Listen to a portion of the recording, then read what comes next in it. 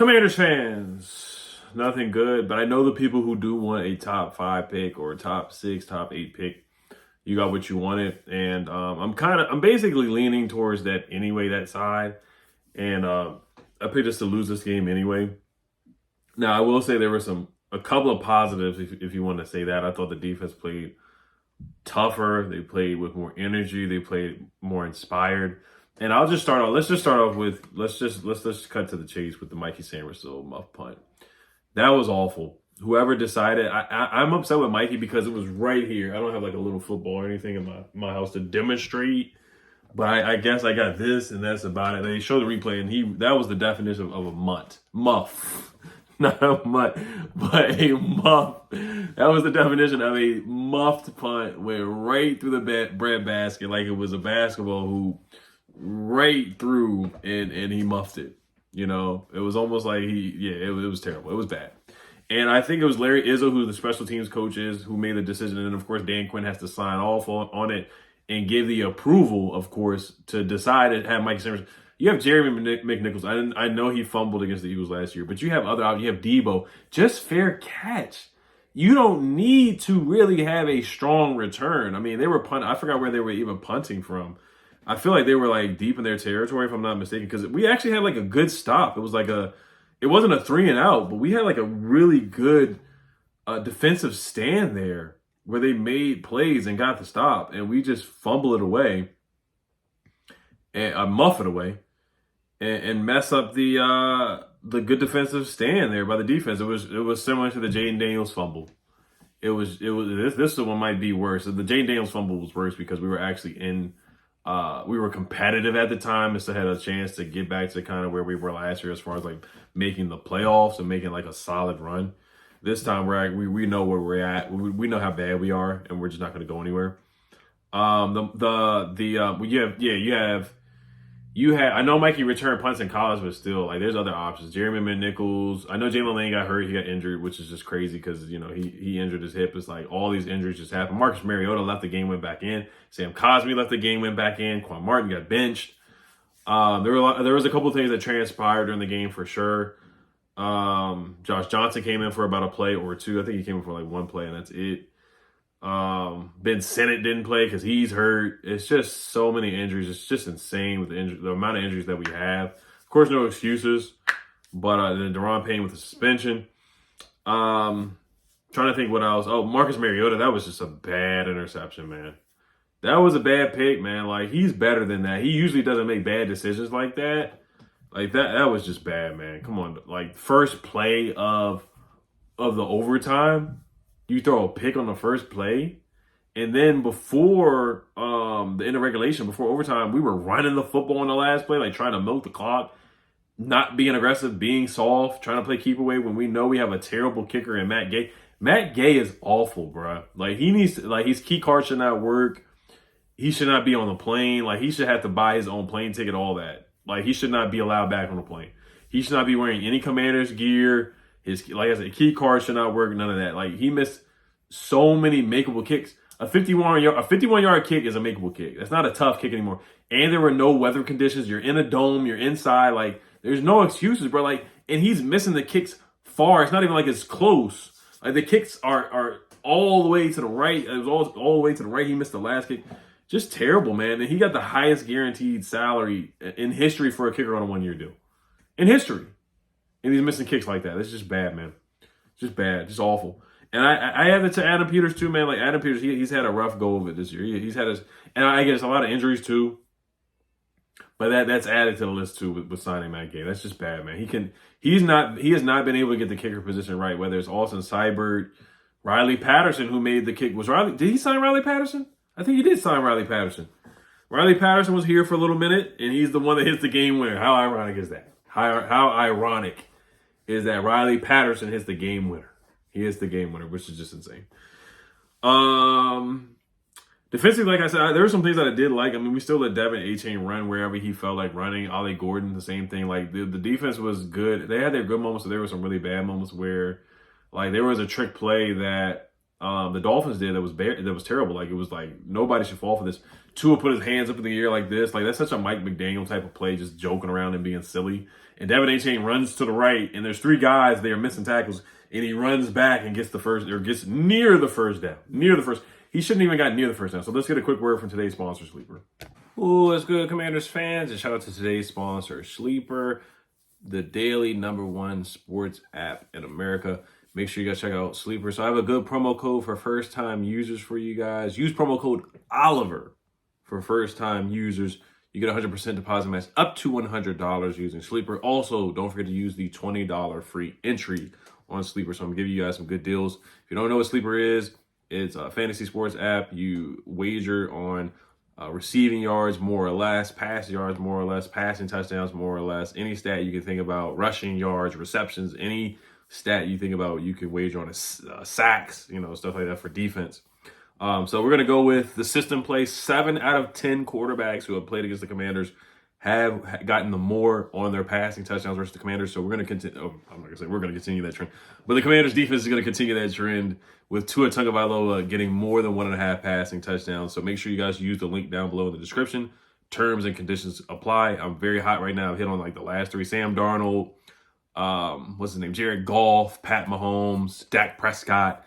All those guys hit the more on their passing touchdowns. Michael Penix, Geno Smith. So you name it. A lot of guys have hit the more on their passing touchdowns against this Commanders defense. It will continue on Sunday morning. Let's get back to the video.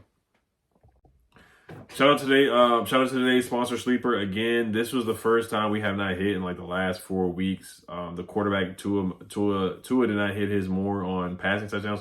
He did not hit a passing touchdown at all. Like, he didn't get a pass touch at all. And that's just how bad the Dolphins are. They're a bad team. They're a poorly coached team as well, just like us. Many penalties.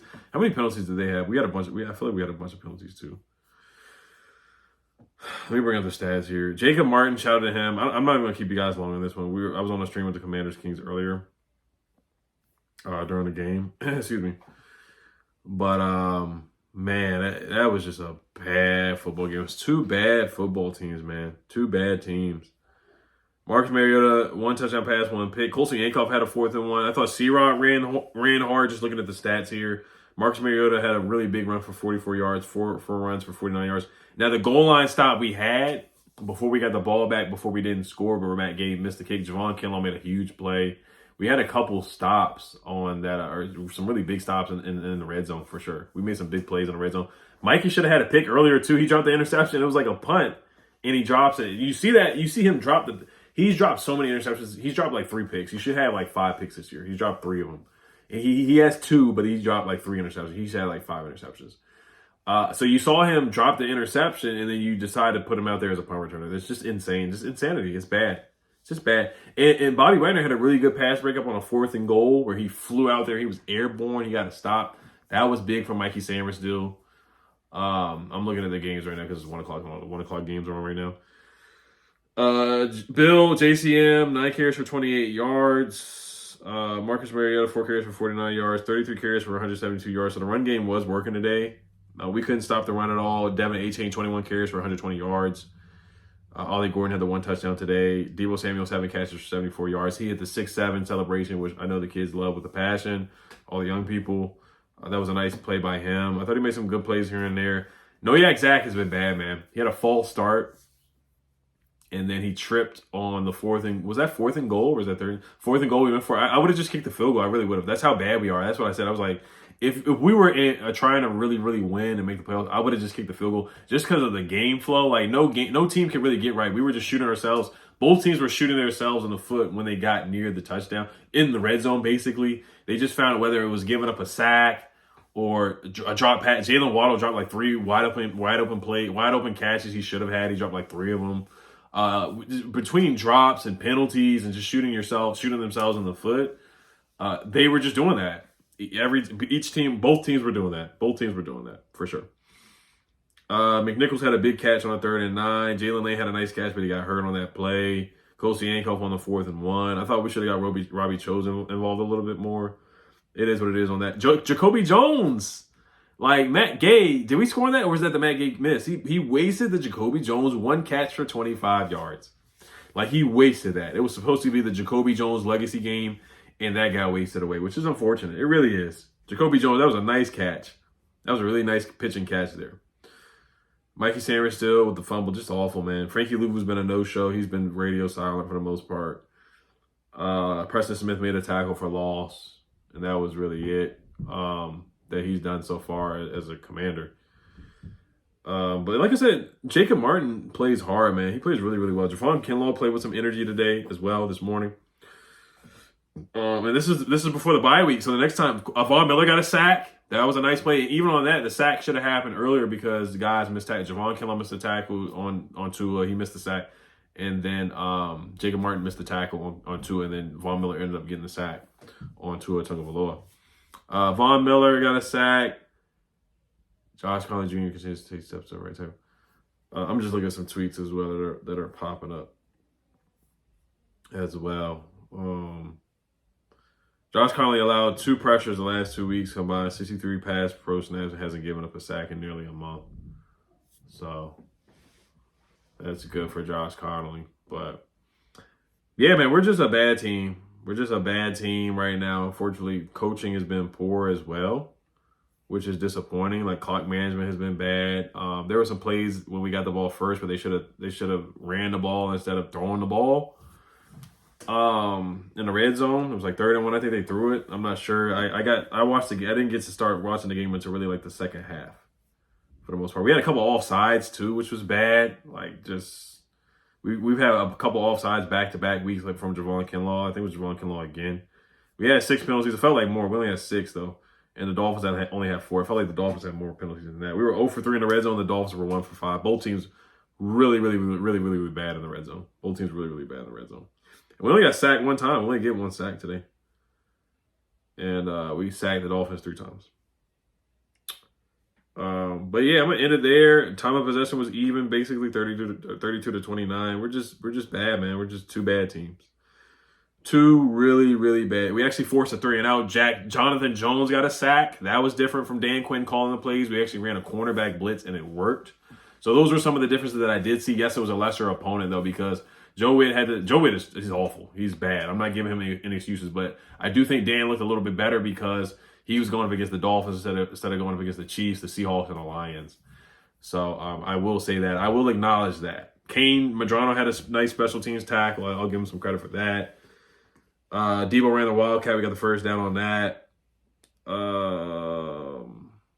But yeah, just the clock management before the field goal for Matt Gay was just bad, man. It was bad. We ran time off the clock unnecessarily, and then it was a further away kick because some of the play calling too from Cliff, and just it was bad. It was bad, man. It was bad. All right, guys, you guys enjoy your Thanksgiving. I will be back before Thanksgiving. We don't play a game until after Thanksgiving, which is crazy to think about. I will be making videos. I'll probably make a video tomorrow for you guys as well, doing some duds and then injury updates. I think everybody's fine for the most part. We got the bye week. And then we'll see if Jaden does come back. I'd rather Jaden not come back this year, but they're going to play him. So he's definitely going to play. We play the Broncos next, which is an even tougher, way better team than the Dolphins and a really good defense. They arguably have the best defense in the NFL. Or at least one of the better pass rushers, or top 5 passers. What's his name? Benito? The pass rusher. He's really good. He's darn good. So yeah. All right, you guys, as always, man. As always, it will still be hail to the Commanders, as always. You guys have a good weekend or rest of your Sunday. Commanders. Peace. And enjoy the bye week.